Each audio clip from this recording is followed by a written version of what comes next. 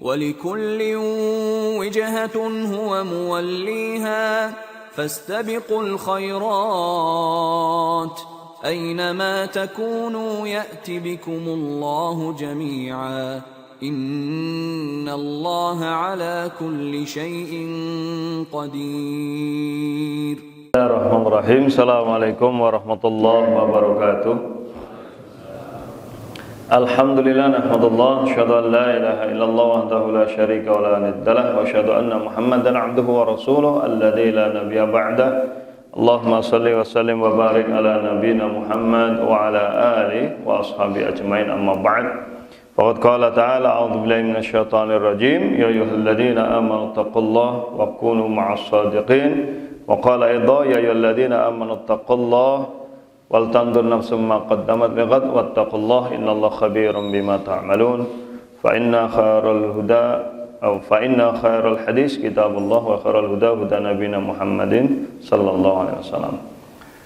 Jamaah sekalian rahmati Allah, alhamdulillah bersyukur kepada Allah pada pagi hari ini kita mengawali hari dengan zikrullah, yaitu melalui salat berjamaah subuh, dan kita lanjutkan dengan mencari ilmu supaya kita ini mendapatkan bekal dalam hidup menuju kehidupan akhirat.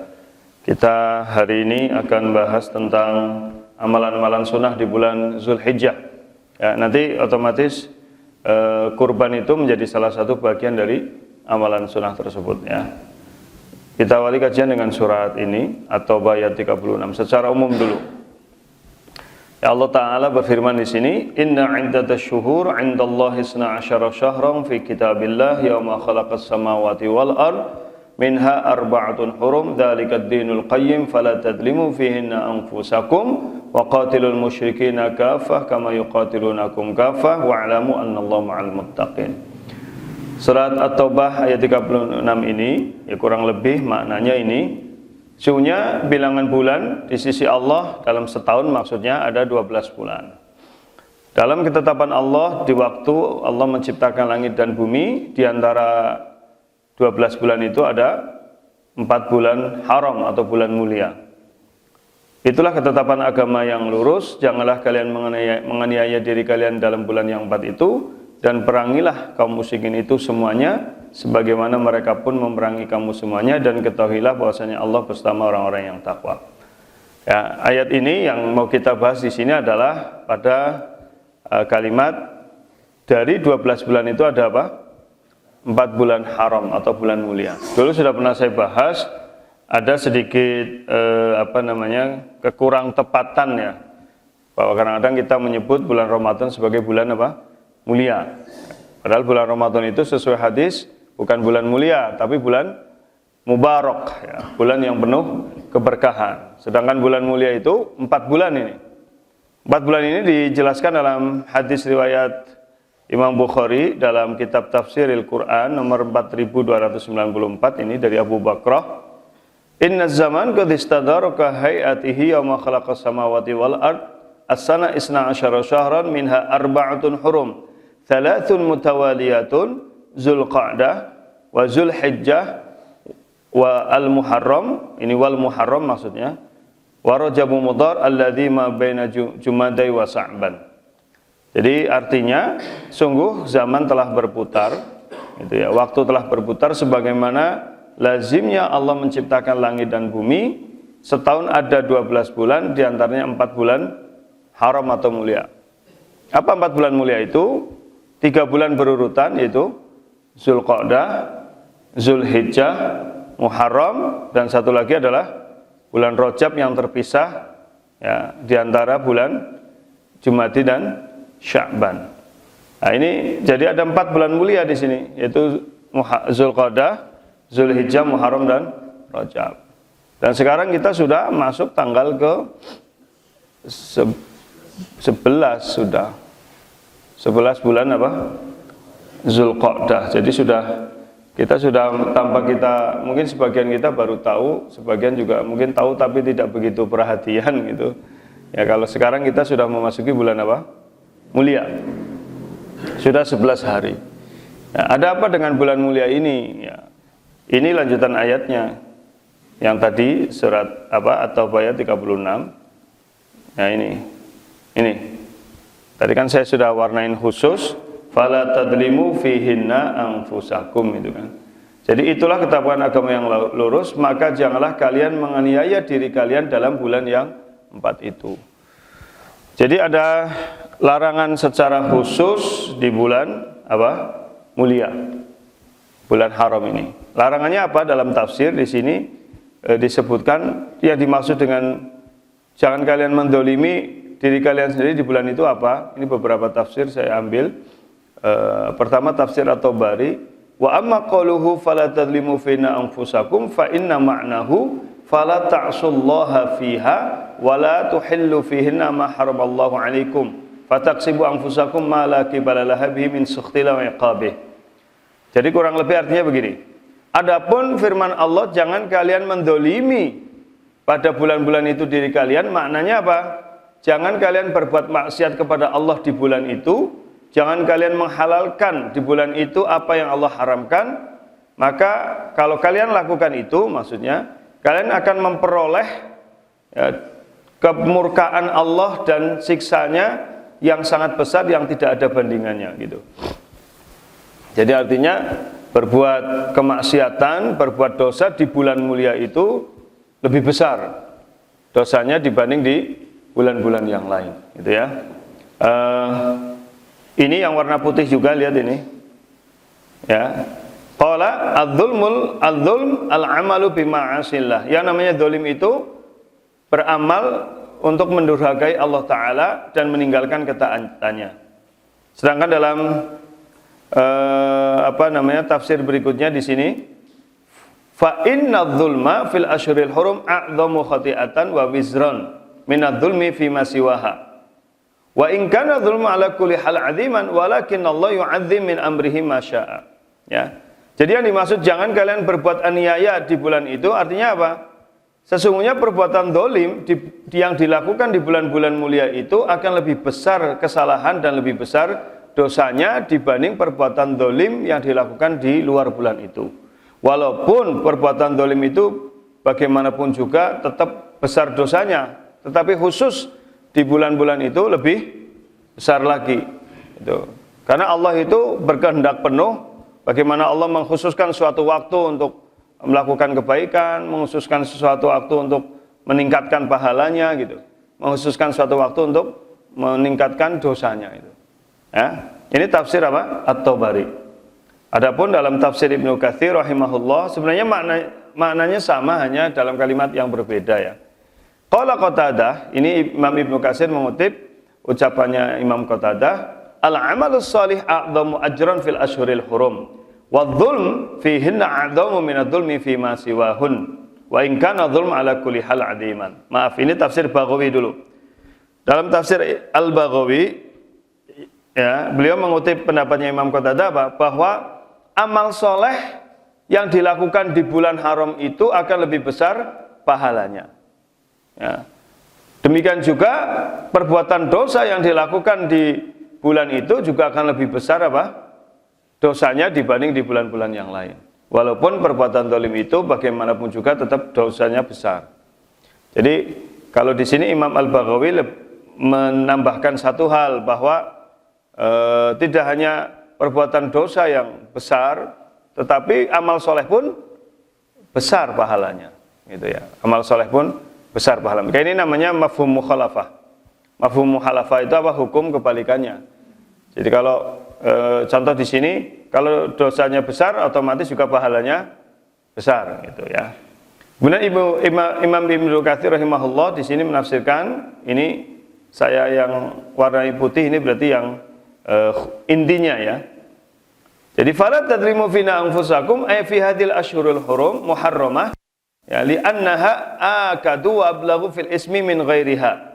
Ya, jadi maksudnya jangan kalian berbuat zalim di bulan-bulan itu, maksudnya di bulan-bulan mulia itu karena lebih kuat dan lebih besar di dalam dosa dibanding dari bulan-bulan yang lainnya. Ya sudahlah, saya kira dari penjelasan tafsir ini para mufassir ini jelas intinya bulan mulia itu di dalamnya orang beramal soleh pahalanya lebih besar, dan bila berdosa juga dosanya lebih besar. Gitu. Sebenarnya kalau kita analisa begini, ya, di ayat ini kan tidak ada penjelasan pahalanya lebih besar, kan gitu ya. Tapi dosanya lebih besar. Nah, sementara semua ibadah itu kan arahnya kepada pembentukan ketakwaan. Dan takwa itu kan caranya melaksanakan perintahnya dan menjauhi apa? Larangannya. Ya, maka otomatis kalau kita kepengen tidak banyak berbuat dosa, maka perbanyak ibadah, kan gitu. Ya, jadi kalau kita kepengen ngerem untuk tidak banyak berbuat maksiat, tentu dengan memperbanyak apa? Ibadah. Sehingga para fuqaha itu dijelaskan di dalam tafsir, para fuqaha itu sepakat bahwa bulan mulia itu bukan hanya bulan di mana orang untuk berusaha semaksimal mungkin jangan melakukan kemaksiatan, tetapi juga bulan di mana orang mendekatkan diri kepada Allah dengan berbagai apa? Ketaatan, dengan berbagai amal soleh. Karena tadi kalau kita banyak melakukan amal soleh, maka insya Allah kita akan lebih terjaga dari perbuatan apa? Maksiat itu. Jadi ini bulan mulia, dan sekarang kita di bulan Zulqa'dah, berarti masih 2 bulan ke depan. Karena 3 bulan ini bulan mulianya. Nah, pertanyaannya nanti begini, kajian yang kita bahas saat ini adalah kan masalah amalan-amalan di bulan apa? Zulhijjah. Nah, di antara 3 bulan ini yang paling utama ada di bulan apa? Zulhijjah. Itu loh maksudnya. Jadi kalau dalam bahasanya para kiai ya khususul khusus gitu ya. Ya, lebih di atas khusus itu. Akhassul akhas gitu ya. Yang paling khusus di antara yang khusus gitu. Jadi kalau semua perbuatan yang namanya perbuatan dolim itu kan tidak boleh di semua waktu, kan gitu. Tapi dikhususkan di bulan apa? Haram mulia. Dan lebih dikhususkan lagi beramal soleh di bulan Zulhijjah. Dan bulan Zulhijjah ini lebih khusus lagi di 10 hari awal bulan Zulhijjah. Itu mungkin bahasa kitanya akhassul akhas gitu ya. Jadi yang paling khusus di dalam yang khusus gitu. Jadi itu. Baik, apa saja amalan itu? Nah, amalan itu banyak ya. Satu ini nanti saya bahas di akhir.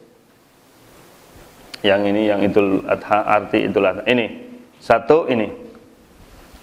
Apa amalan-amalan yang bisa kita lakukan di 10 hari awal bulan Zulhijjah? Ini memperbanyak ibadah pada 10 hari awal bulan Zulhijjah. Apa arti memperbanyak? Bukan menambah sesuatu yang tidak ada gitu. Ya, bukan, tetapi maksudnya meningkatkan kualitas dan kuantitas ibadah baik yang fardu maupun yang sunnah. Seperti sholat berjamaah, sholat tahajud, sholat rawatib, duha, puasa, sedekah dan lain-lain. Ya, dalilnya apa? Ini dalil yang khusus. Tadi dalil umumnya kan tadi bahwa di bulan mulia itu kita untuk banyak mendekatkan diri kepada Allah. Tetapi secara khusus hadis ini nih. Hadisnya ini saya langsung baca matannya saja. Ma min ayyamin al-amalus salihu fihinna habbu ila Allah min hadhil ayyamil 'ashr. Faqalu ya Rasulullah walal jihadu fi sabilillah. Faqala Rasulullah sallallahu alaihi wasallam walal jihadu fi sabilillah illa rajulun kharaja bi nafsihi wa malihi falam syai'. Artinya apa begini? Tidak ada hari-hari yang seseorang beramal soleh di hari-hari itu lebih dicintai di sisi Allah dibandingkan beramal soleh di 10 hari awal bulan Zulhijjah. Itu. Jadi di sini hadisnya Rasulullah SAW menjelaskan dari semua hari yang ada itu yang paling utama beramal soleh di mana? 10 hari awal bulan Zulhijjah. Kemudian seorang sahabat bertanya, walal jihad fi sabilillah ya Rasulullah, apakah pahalanya itu, keutamaannya tidak bisa disaingi dengan jihad fi sabilillah? Maka Rasulullah menjawab, walal jihad fi sabilillah, pahalanya, keutamaannya tidak bisa disaingi oleh jihad fi sabilillah, kecuali bila seseorang keluar untuk jihad fi sabilillah dengan hartanya sendiri, dengan jiwa raganya, kemudian dia tidak kembali lagi. Maksudnya mati di medan perang. Jadi kalau orang mati syahid itu tidak bisa disaingi, itu paling tinggi. Nah, berarti kalau gitu pahala orang beramal atau keutamaan orang beramal soleh di 10 hari awal bulan Zulhijjah itu di bawahnya jihad fi sabilillah yang syahid di sana. Ini terjemahnya kurang lebih gitu ya. Nah, dari hadis ini kan menunjukkan secara umum bahwa di 10 hari awal bulan Zulhijjah, berarti besok ini insya Allah tanggal 1 Zulhijjah jatuh pada tanggal 3 September, hari Sabtu. Ya insya Allah ya, tanggal berapa?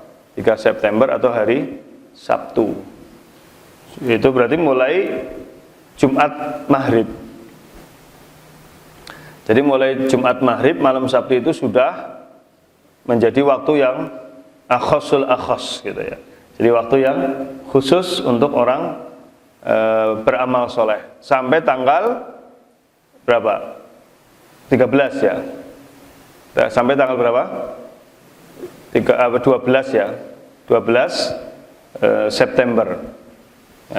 Ya, tanggal 1 sampai 10 Zulhijjah. Itu ditekankan betul untuk beramal soleh. Bentuknya apa? Ya tadi. Jadi kita berusaha untuk sholat jamaah jangan putus, sholat rawatib, ya, terutama yang 12 rakaat itu, ya, atau yang 10 rakaat yang tidak pernah Rasulullah tinggalkan itu, 2 rakaat sebelum subuh, 2 rakaat sebelum dan sesudah duhur, 2 rakaat sesudah maghrib dan 2 rakaat sesudah isya.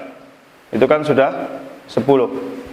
Ya, itu yang tidak pernah Rasulullah tinggalkan. Yaitu semaksimal mungkin kita ya syukur ditambah sholat tuhur, sholat sunnah 2 rakaat setelah wudu, ditambah lagi dengan sholat tahiyatul masjid, ditambah lagi dengan sholat antara adzan dan iqomah. Ma bainal adzana ini sholatul, di antara adzan dan iqomah itu ada sholat sunnah. Itu, jadi gimana bisa melakukan itu? Kalau pengen bisa melakukan itu semuanya ya dilakukan sebagian di rumah. Itu caranya gimana? Wudu di rumah, setelah wudu sholat 2 rakaat di rumah. Jelas ya? Kemudian sampai ke masjid, terus sholat tahiyatul masjid, terus baru sholat qobliyah. Kalau yang ada qobliyah yaitu subuh. Kalau yang asar dan maghrib kan tidak ada. Berarti sholat diantara 2 adzan, yaitu adzan dan iqomah. Itu sholat sunnah juga namanya. Jadi dapat semua itu. Soalnya kalau orang wudunya di rumah langsung ke masjid, ya dia mesti sholat apa? Tahiyatul masjid. Berarti nggak dapat sholat tuhur atau sholat syukrul wudu orang sering bilang, atau sholat sunnah setelah wudu. Jadi kalau pengen sempurna kayak tadi, kok wudunya di rumah tidak di masjid? Iya, karena sunnahnya itu wudu di rumah. Kalau pengen mendapatkan keutamaan, kan dalam hadis Muslim dijelaskan itu, ya, bila seseorang itu berwudu di rumahnya, kemudian berangkat ke masjid untuk sholat fardu dan tidak mampir-mampir, artinya berangkat ke masjid hanya untuk apa?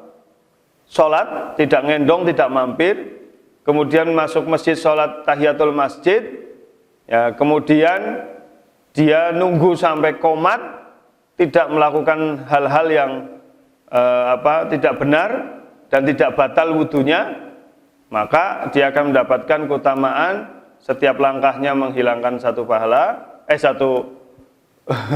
satu dosa, ya, kemudian langkahnya mendapatkan satu pahala, dan selama duduk nunggu sampai qomat walaupun diem saja itu tetap dinilai sholat sunnah. Jadi orang yang nunggu dari duduk sampai qomat, walaupun duduknya ada yang lendean, selonjor gitu, ngantuk turu gitu, ya, asal aja ngiler orang batal. Turunnya tidak lali gitu. Kalau lali ya batal nanti wudunya. Ya, maka dia dapat keutamaan itu. Dan malaikat menambah dengan doa. Jadi kalau orang duduk antara adzan dan qomat itu, setelah melakukan rangkaian tadi, maka malaikat mendoakan Allahumma ighfir lahu, ya Allah ampuni dia, Allahumma arhamhu, ya Allah sayangi dia, begitu sampai qomat. Nah, itu utamanya. Jadi terus tempat wudhu di masjid digunakan untuk apa? Ya kalau batal gitu. Sebenarnya tempat wudhu yang dibuat di masjid itu sebagai sarana cadangan gitu. Karena sebaiknya orang itu wudhu di mana? Di rumahnya. Orang wudhu di rumahnya supaya dapat keutamaan. Jadi itu yang bisa kita lakukan. Terus ditambah apa lagi? Sholat duha. Sholat apa lagi? Tahajud gitu. Ya, kemudian sholat apa lagi? Sholat sudah selesai ya? Apa ada lagi? Cukup kan? Sholat itu. Dan nanti kalau di tanggal 10 tentu sholat Id. Ya, sholat Id itu jangan lewat. Dulu udah pernah kita bahas. Nah, tapi nanti kita bahas lagi. Karena banyak orang meremehkan sholat Id karena dianggap sunnah. Gitu. Ya betul sunnah, tapi sunnah yang muakkad, sangat ditekankan. Bahkan mazhab Hambali mengatakan apa? Wajib. Sholat Id itu dianggap wajib oleh mazhabnya Hambali karena Rasulullah tidak pernah meninggalkan sekali satupun sholat wajib. Sholat apa? Id tidak pernah Rasulullah tinggalkan sekalipun. Itu menunjukkan sangat ditekankan. Tapi sekarang banyak orang meremehkan itu. Banyak orang meremehkan untuk apa? Tidak melakukan sholat Id. Baik, itu yang bisa dilakukan. Oh, tambah puasa. Nanti puasa secara khusus ada, saya jelas. Kedua ini, berzikir dan berdoa. Jadi yang termasuk amalan sholat juga bertakbir, tahlil. Tahlil itu la ilaha illallah, bukan tahlilan. Kemudian bertasbih, subhanallah, bertahmid, alhamdulillah, beristighfar. Jadi di khusus ini ditekankan betul. Dan disunahkan untuk mengangkat, mengeraskan suara ketika bertakbir di pasar, di jalan, masjid, dan tempat-tempat lainnya. Ini yang belum banyak. Nah, dulu sudah pernah saya sampaikan. Kalau kita melakukan ini biasanya geger gitu. Ya, mungkin geger gitu. Ini sih dalilnya, coba lihat. Wadkurullah fi ayyami ma'lumat. Ini adalah surat Al-Hajj ayat 28, yaitu maknanya ayyamul asyr. Yang disebut berzikirlah kepada Allah di hari-hari yang ditentukan, maksudnya di 10 hari awal bulan Zulhijjah.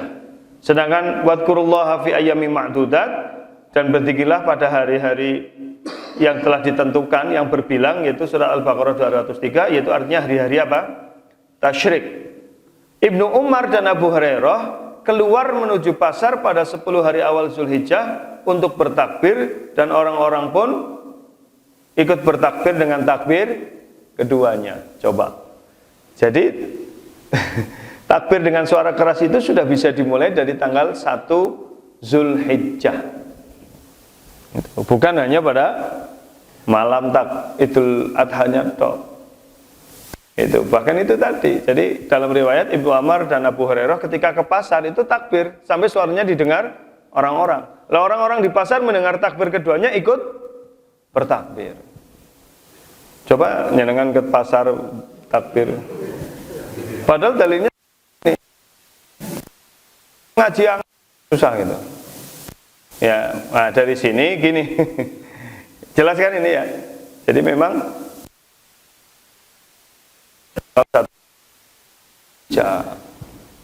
sampai kapan? Sampai tanggal 13 atau sampai 3 hari tasyrik. Jadi sejak tanggal 3 September sampai tanggal 13, 14, 15 September itu disunahkan perbanyak takbir, tahlil, tasbih, tahmid, istighfar. Itu. Coba dalil lain kita lebih detail ini dalilnya. Ma min ayyamin a'zamu 'indallahi wa la habbu ilaihi al-'amalu fihinna min hadhil ayyamil 'ashr. Fa'aktsiru fihinna min at-tahlil wa at-takbir wa at-tahmid. Tidak ada hari yang paling agung di sisi Allah dan tidak ada pula amalan yang disukai Allah di dalamnya kecuali pada 10 hari ini, yaitu dengan memperbanyak apa? Tahlil, takbir dan tahmid. Jadi ini ada perintah secara khusus untuk memperbanyak kalimat itu. Nah, detailnya begini. Ini tidak saya tulis di sini, tapi saya jelaskan. Zikir itu ada 2 yang bisa kita lakukan di 10 hari awal dan hari apa? tasyrik. Yang pertama namanya zikir mutlak.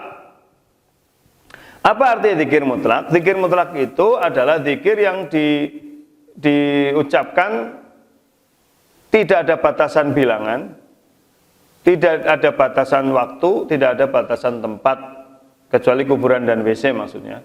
Jadi kapan saja, di mana saja, selama dimulai dari tanggal 1 Zulhijjah sampai 13 Zulhijjah. Itu namanya zikir apa? Mutlak. Sampai 13 Zulhijjah. Itu namanya zikir mutlak. Jadi mulai Jumat itu tanggal 2, begitu tenggelam matahari sudah disunahkan untuk memperbanyak zikir doa sampai tanggal 13. Dengan suara yang bisa keras. Itu.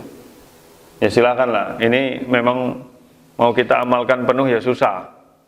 Itu terutama di tempat-tempat keramaian. Tapi kan yang namanya takbiran itu tidak harus, ini kan zikir umum ya, tidak harus lafadznya kayak takbiran Idul Adha gitu loh. Tidak Allahu Akbar, la ilaha illallah, wallahu, tidak harus itu. Karena ini yang penting memperbanyak takbir, tahlil, tahmid, tasbih kan, ya istighfar. Jadi umum. Itu namanya zikir apa? Mutlak. Kedua, zikir muqayyad. Ya, ini riwayatnya sahih semua. Zikir muqayyad itu zikir yang dilakukan terikat dengan waktu. Kapan dilakukan? Lah ini. Zikir muqayyad itu dilakukan satu. Ya, ini ada dua ini ya. Satu, pada setiap keadaan-keadaan waktu-waktu yang sesuai sunnah. Zikir dan doanya. Maksudnya gini. Ya kita sudah tahu ya. Mau makan gitu ya. Mau tidur, mau pakai baju, mau masuk kamar mandi, keluar dari kamar mandi gitu.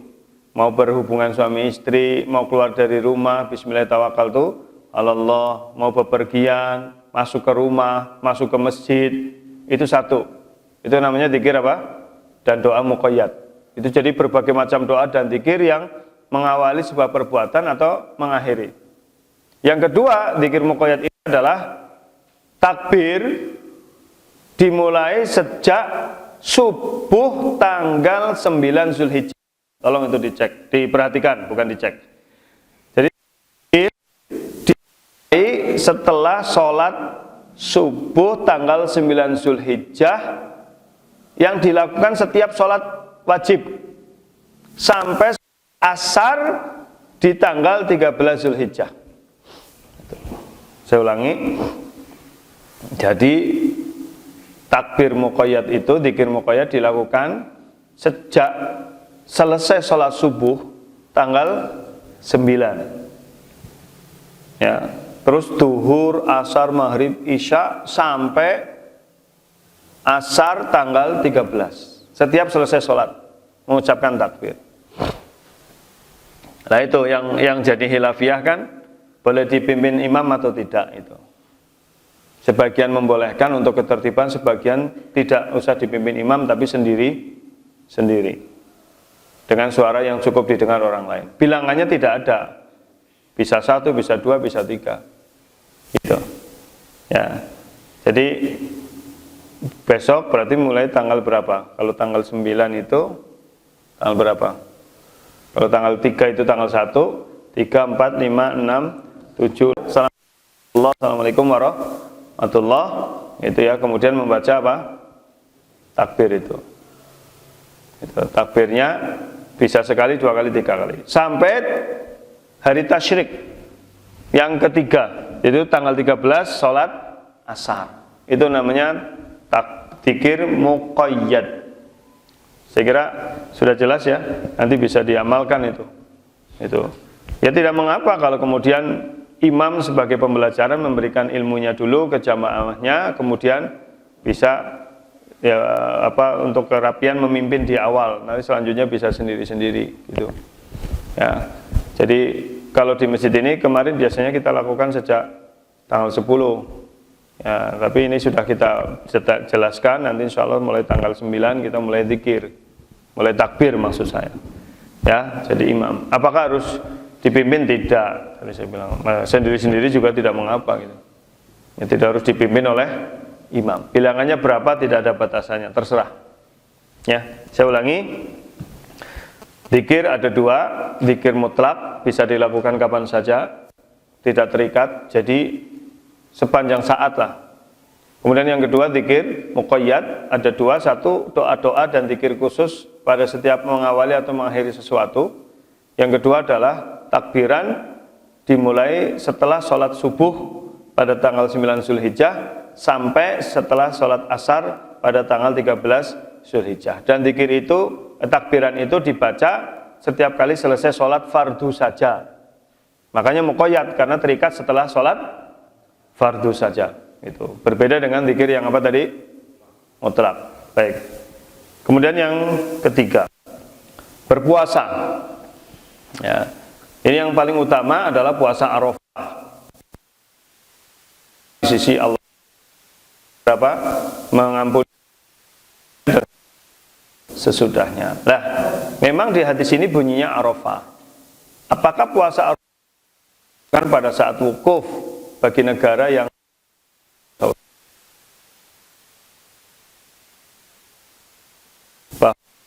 sebenarnya puasa tanggal 9 Zulhijjah itu sudah dilakukan oleh Rasulullah dan para sahabat sebelum Rasulullah dan para sahabat melakukan haji. Begitu. Jadi artinya sebenarnya puasa tanggal 9 Zulhijjah tidak harus menepati waktu jamaah haji sedang wukuf bila berbeda lokasi. Jelas maksudnya? Halo? Barang ngantuk Pak. Jam semuanya barang ngantuk cici temen ke melek. Pak Afif menduk. Dengarkan. Ya jam semuanya berat turu. Ya besok belikan itu apa? Meja ini Pak Dorin. Ya orang meja jadi bingung. Nek ana meja kan mending ana sing go sandaran iki terus turu nang meja. Bikinin meja ada 20 itu bisa lumayan lah buat. Udah rusak semua sih itu. Ya. Kayak gini nih pada ana sing mereng lendian bareng. Ya. Enak banget itu. Baik gitu ya. Jadi berpuasa tanggal 9 Zulhijjah. Ini yang pahalanya bisa mengampuni dosa setahun sebelumnya dan setahun sesudahnya. Berarti besok jatuh pada tanggal 11. Ya insyaallah. 11 apa? September. Kemudian berpuasa dari tanggal 1 sampai 9. Ini dalilnya.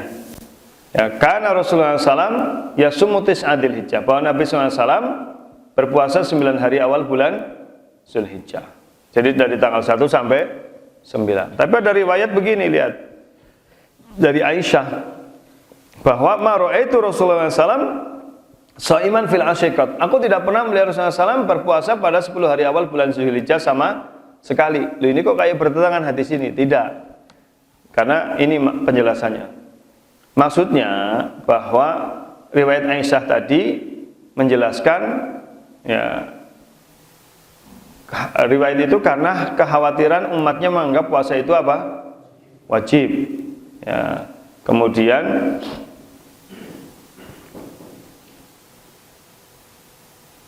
ini.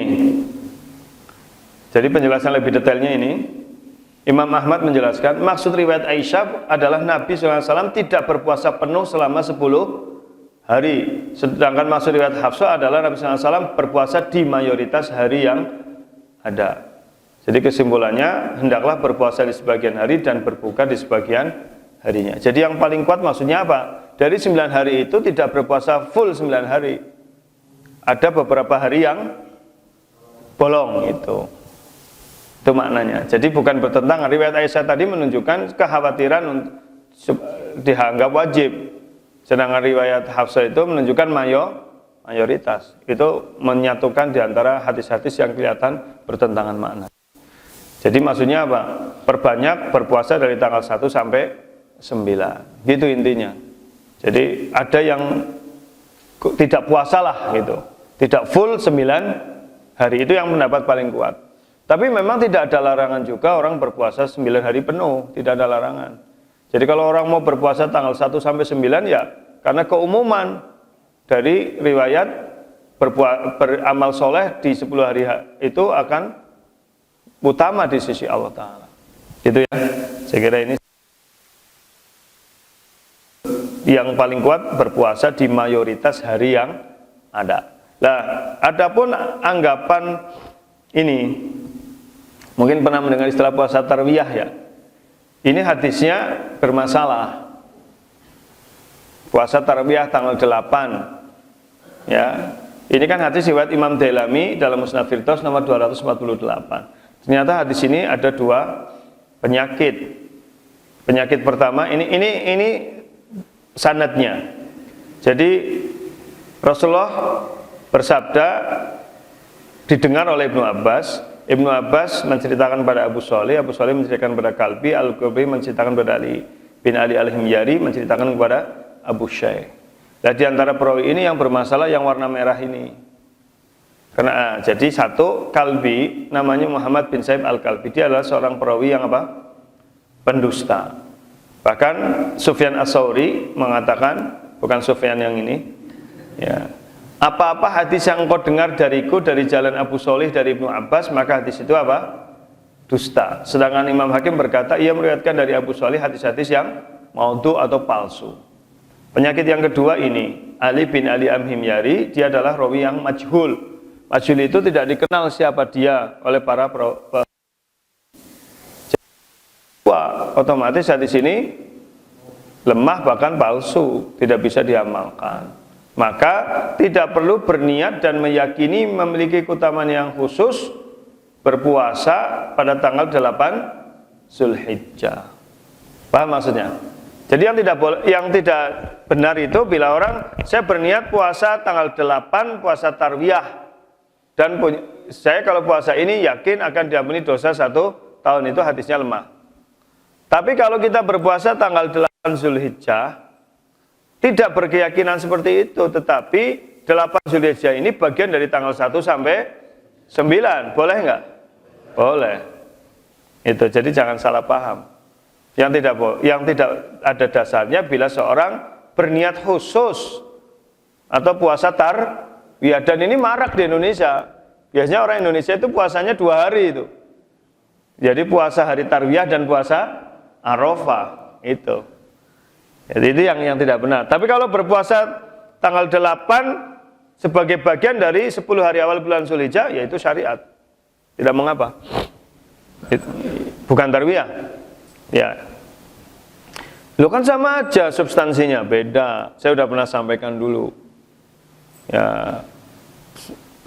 Berpuasa di hari yang sama dengan niat berbeda, ya berbeda. Paham ya? Puasa hari Senin, niatnya apa? Puasa sunnah atau nyaur utang? Atau nyaur utang itu bisa 2, nyaur utang Ramadan atau nyaur utang karena nazar. Nah, itu. Atau puasa karena mau operasi. Beda itu. Beda niat. Sama. Panjenengan datang ke masjid terus sholat 2 rakaat. Sholat apa? Itu tergantung niatnya orang itu. Karena sudah mau qomat, ada yang langsung sholat rawatib, qobliyah. Ya, mungkin ada yang sholat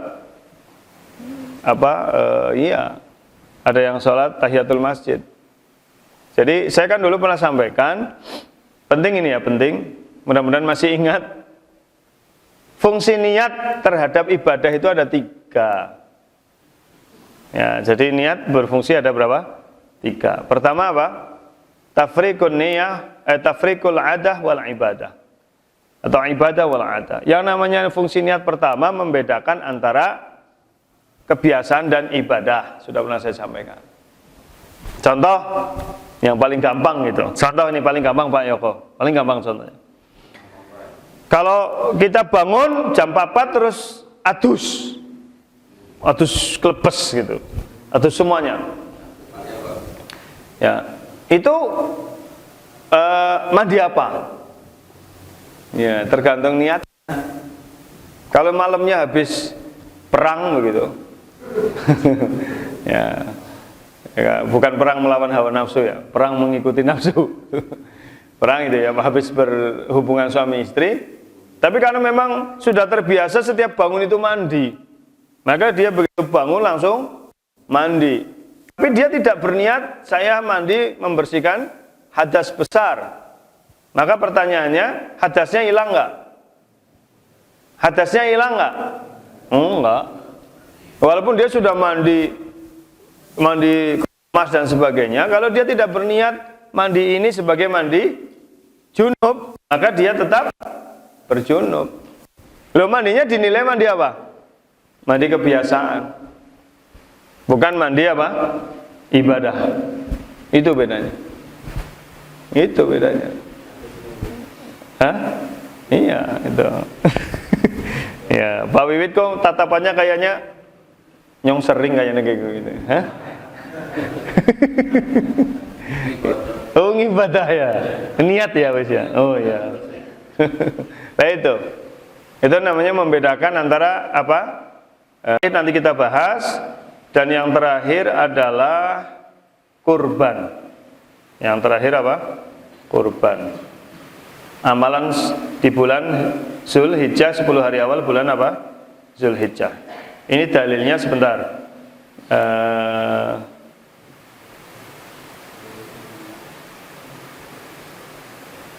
Ini.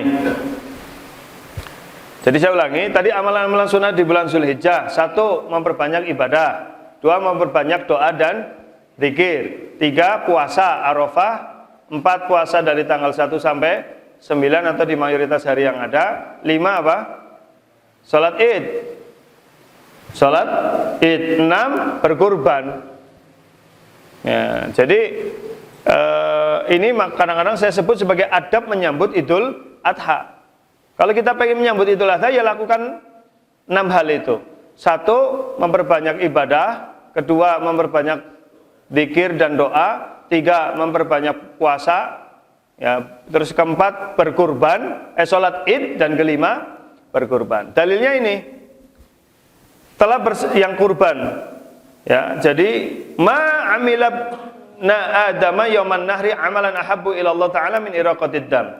Tiada amalan anak Adam yang lebih dicintai Allah pada hari raya kurban kecuali apa? Berkurban itu sendiri. Jadi kalau dari tanggal 1 sampai 9 tadi keutamaannya, tanggal 10-nya amalannya apa? Salat Id dan kurban. Gitu. Nah, kira-kira nanti kita bahas fikih kurban pada pertemuan yang mendatang. Tapi kesimpulannya ginilah. Kalau ukuran kayak kita yang hadir di sini kayaknya sudah layak berkurban semua. Ya, karena wis duwe motor sih rata-rata. Ya, karena para ulama itu menjelaskan kapan orang dianggap sudah kena hukum sunnah kurban, yaitu kalau dia memiliki harta setara dengan binatang kurban harganya. Harta loh, bukan uang. Ya, maka sudah kena semua kita. Ya, duwe motornya second. Second motor kan regane di atas 5 juta. Ya, duwe omah. Mase kowe ibu-ibu. Itu ya, Mas Wiwit, kowe ora payu didol kowe. Aja didol kowe ta. Harusnya diabadikan sampai malah kok korban kan. Jadi itu. Jadi kita karena sama ya, itu apa zakat. Saat dia memiliki beras atau memiliki makanan pokok yang senilai zakat fitrah, itu sudah kena hukum zakat fitrah. Sama, kurban juga sama. Jadi kalau cuma bedanya zakat fitrah wajib, kalau kurban sunnah, tapi yang sangat ditekankan. Itu karena apa amalan yang paling baik di hari raya Idul Adha ya berkurban. Makanya disebut Idul Adha karena hari di mana orang menyembelih. Maka lucu ketika ada satu kampung merayakan Idul Adha tapi orang nana sing korban padahal mampu. Itu yang menyedihkan. Dan apakah setiap tahun? Nah, ini sudah jelas nanti kita bahas, tapi sekarang lah supaya nanti ada ini lihat nih. Setiap tahun. Fi kulli amin. Jadi kesunahan kurban itu bukan seumur hidup sekali. Ya, memang ada qaul Syafi'i mengatakan sunnah kurban itu sudah gugur bila dilakukan seumur hidup sekali. Iya. Tetapi ada penjelasan lain bahwa setiap tahun. Nanti kalau semuanya orang begitu, lama-lama nggak ada orang yang kurban. Gitu. Jadi setiap tahun kurban. Ini ya, wahai sekalian manusia, bagi setiap warga rumah seekor hewan kurban setiap tahun minimal seekor gitu. Ya tapi kalau satu rumah itu isinya 5 dan mampu beli 5 ya 5 lebih baik gitu. Beli 10 ya 10 lebih baik, tapi minimal 1 ekor. Itu nanti penjelasan kurban dan sebagainya insya Allah pada pertemuan yang akan datang, hukum-hukum seputar kurban dan sebagainya. Termasuk kemarin saya dapat beberapa video tentang cara menjatuhkan sapi. Selama ini kan kita melakukan yang kemarin itu, ada 2 cara lagi, dengan menggunakan tali maupun tanpa tali. Itu yang satu di Pakistan, apabila sapinya tidak begitu besar, jadi hanya sekedar dipegang tanduknya sama kepalanya, langsung ditekuk, set, tekuk terus jatuh, langsung whack gitu, tanpa dipegangi. Itu. Tapi itu butuh ketidakragu-raguan. Kita ini ragu-ragu semua, masang tali ini minggir kabeh gitu. Padahal wis dijiret gitu. Nanti coba lihat kalau nggak percaya, ada sih videonya itu kemarin di share di grup. Saya kira itu untuk, ada pertanyaan dulu, amalan-amalan sunnah di bulan Zulhijjah? Kalau nggak ada, ya kita akhiri. Aqulu qouli hadza wa astaghfirullah rabbana fanfa'na bima 'allamtana subhanakallahumma bihamdika asyhadu an la ilaha illa anta astaghfiruka wa atubu ilaik. Assalamualaikum warahmatullahi wabarakatuh.